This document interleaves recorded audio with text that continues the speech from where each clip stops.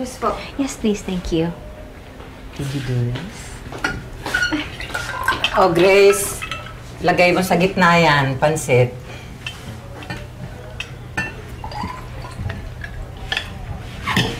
Ayan. Eto sa bandang kanan.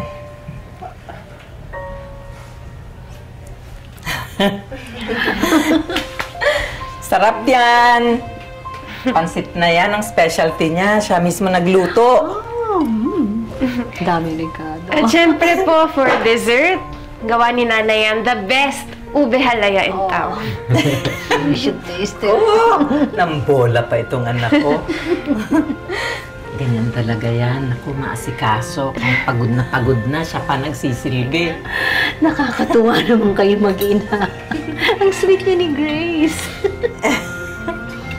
Kaya araw-araw, nagpapasalamat ako sa Diyos na binigyan niya ako ng anak na katulad ni Grace.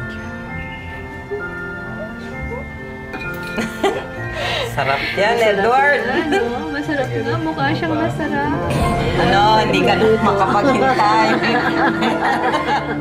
Parang gusto mo na unahan. We'll help ourselves. Sige. Gusto niyo bigyan ko kayo?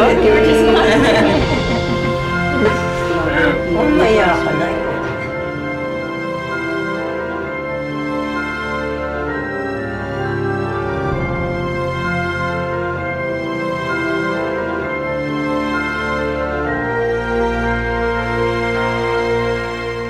Malambing na bata si Edward. Talagang mahal niya ang anak mo. Mahal din naman siya ni Grace. Alam kong hindi nalingid sa inyo ang nangyari kay Grace. Gumuho ang mundo namin nung naabuso siya. Sunod-sunod na dagok ang dumating. Akala ko nga hindi na siya makakabangon pero napakabait ng Diyos. At eto, dumating pa si Edward. Tinulungan siyang umahon at magsimula uli. Well, that's my son, Edward. Talagang natural sa kanya ang pagiging compassionate. Siguro nga nung una, naaawa siya kay Grace, pero unti-unti na niya itong minahal at hindi ko siya masisisi. Nakikita ko naman yun eh. And Marisa, please believe me.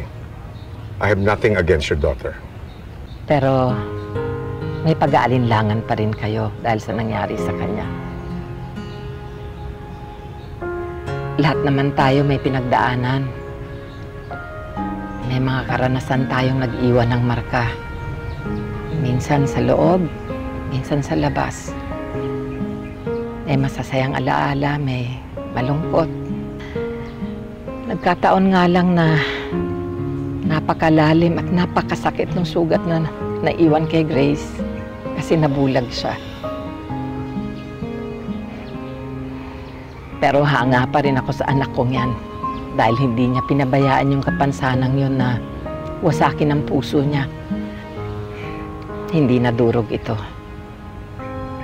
dahil marunong pa rin siyang magmahal. Huwag kayong mag-alala. Hindi magiging alagain ng anak ko. Paningin lang ang nawala sa kanya. Pero marunong siyang tumayo sa sarili niyang mga paa. Kaya niyang pagsilbihan, alagaan, at mahalin ng tapat ang anak niyo.